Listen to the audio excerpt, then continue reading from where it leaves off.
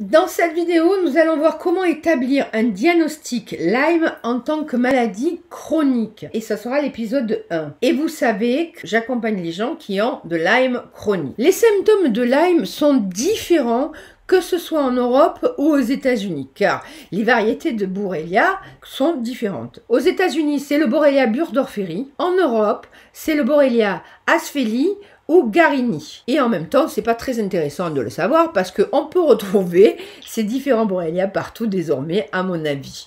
Donc on peut même avoir les asiatiques et compagnie.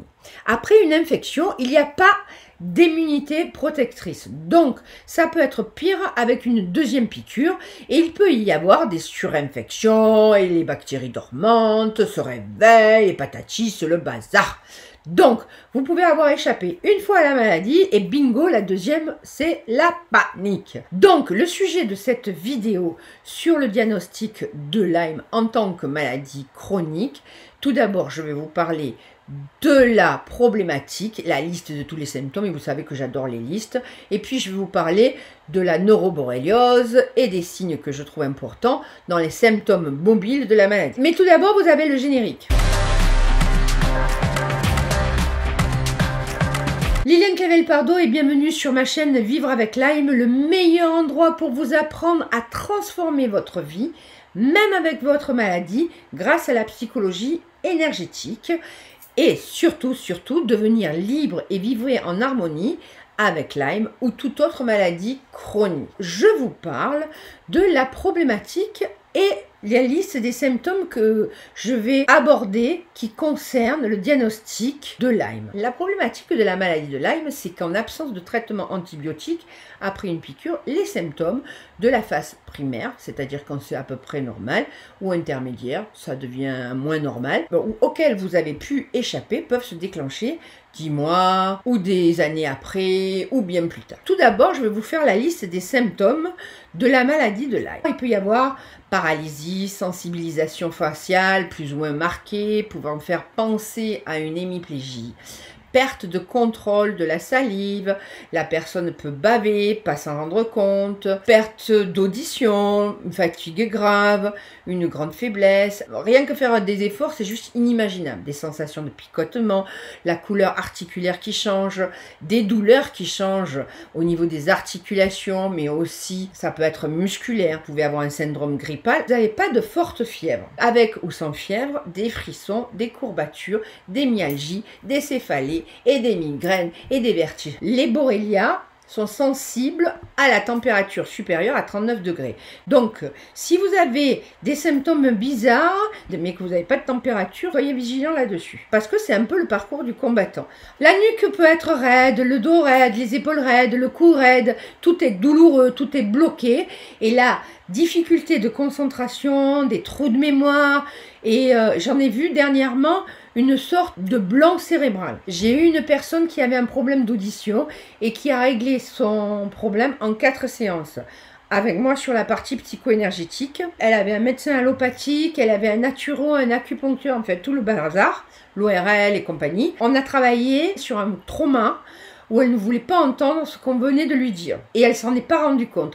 Et c'est pour ça, dans Lyme, qu'il faut impérativement avoir des gens comme moi, c'est-à-dire que pour vous mettre en exergue ce qui est lié à de l'émotion dysfonctionnelle. Pour en revenir à ma cliente, sa colère et sa rage refoulée étaient à l'origine du problème de surdité, c'est-à-dire elle était folle de rage quand elle a entendu ce qu'elle ne voulait pas entendre. Ce qui signifie pas que son Lyme soit totalement sous contrôle, mais on a solutionné un épisode, c'est-à-dire son épisode de surdité. Et enfin, des troubles de rythme cardiaque, tachycardie ou crise de tétanie et d'autres troubles de type articulaire, cutané, neurologique, musculaire, cardiaque, bref. Franchement, la borréliose chronique est par là et se diagnostique pas de façon facile.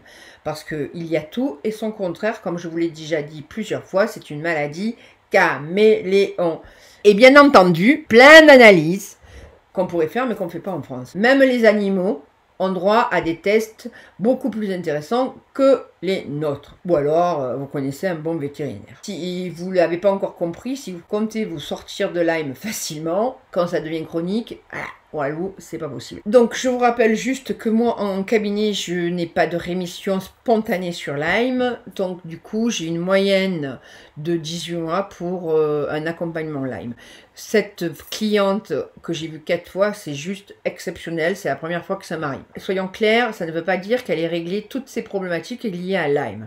Ça veut dire que elle est venue sur une problématique de surdité, c'est-à-dire qu'elle n'entendait plus, et ça rentre dans Lyme. Pourquoi? Parce qu'on a travaillé sur le trauma qui avait bloqué son audition. Et voilà pourquoi la psychologie énergétique est valable dans ce cas-là. Il y a 3 chemins à prendre. Le premier, c'est répertorier ses symptômes. Le deuxième, éliminer toutes les autres maladies et aussi les co-infections, mais ça je vous en parlerai dans un autre épisode. Et enfin, faire des analyses de détection d'une borréliose. Hélas, évidemment, c'est pas gagné. Et pourquoi? Parce que je l'ai vu de milliers de fois, certains médecins diagnostiquent plein de choses, fibromyalgie, Parkinson, Alzheimer, arthrite, etc., etc., etc., schizophrénie, sclérose en plaques, fatigue chronique, douleur chronique, dermatose, psoriasis, eczéma, problème de circulation, le foie paresseux. Le foie paresseux, c'était le cas de mon compagnon, mais pour info, il a mis juste 20 ans pour être diagnostiqué Lyme et ensuite régler son problème de foie. C'était dans son cas lié au gamma GT, et alors qu'il ne buvait pas une seule goutte d'alcool, ce qui n'est plus le cas maintenant.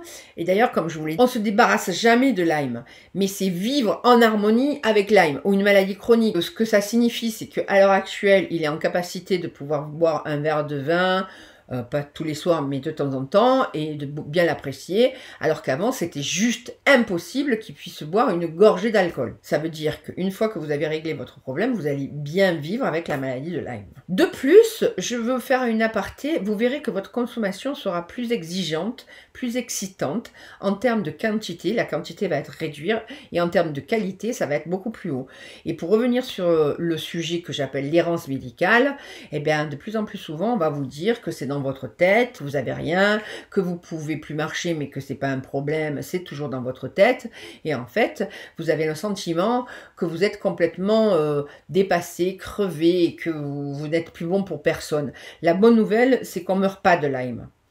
Ou du moins, on ne meurt pas directement de Lyme. Il faut savoir élaborer une stratégie et soigner les choses par ordre d'urgence. Ce qu'il faut comprendre de la maladie de Lyme, c'est que Lyme amplifie les symptômes et la gravité des symptômes.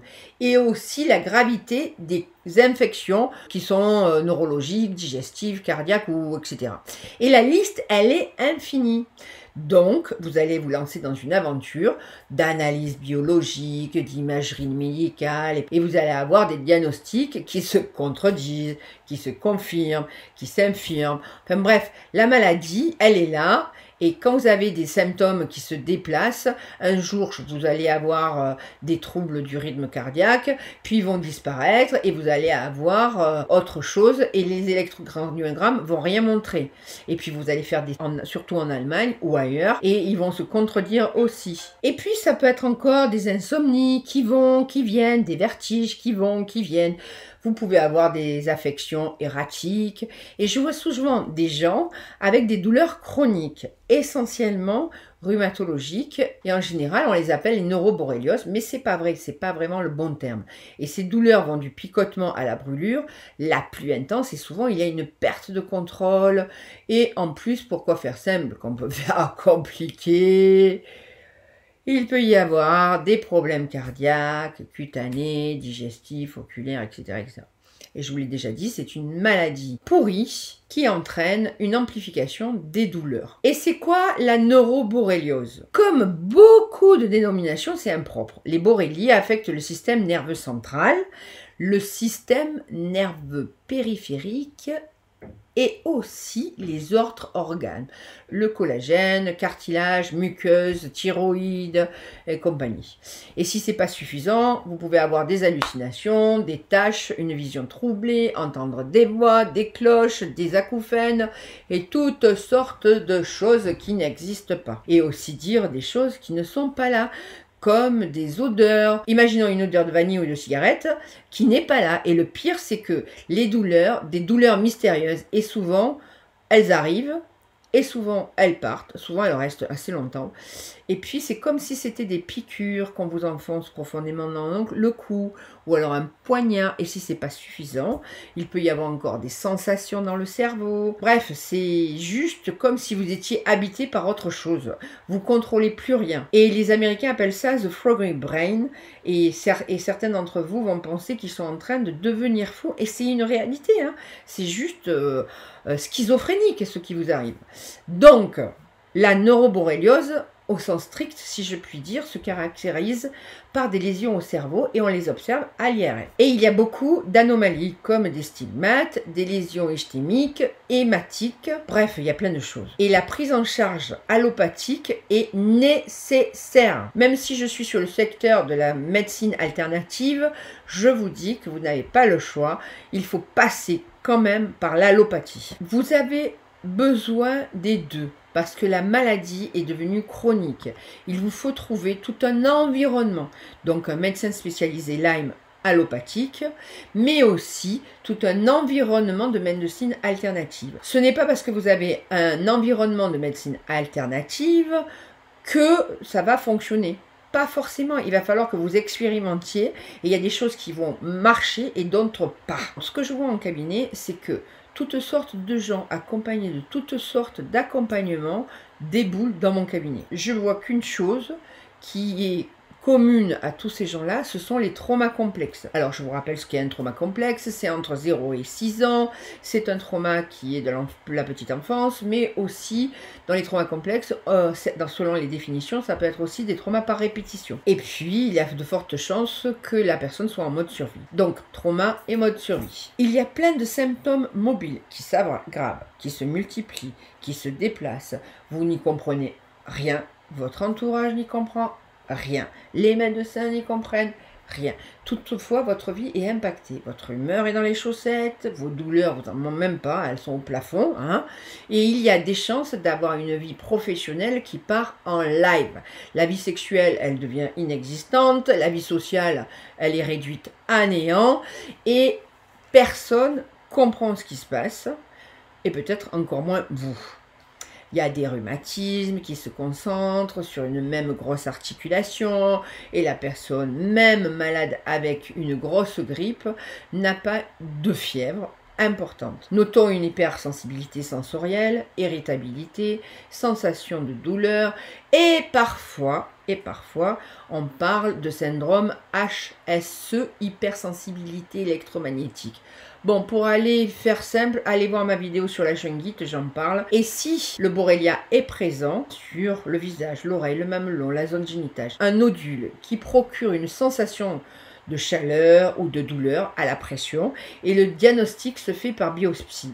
Et souvent, c'est un peu compliqué encore. Et puis, il y a l'acrodermatite chronique qu'on appelle atrophiante, qu'on appelle AK. Et ce sont des varicosités, en gros c'est rouge-violet, c'est parcouru de petits vaisseaux et ça semble s'étaler sur les parties du corps.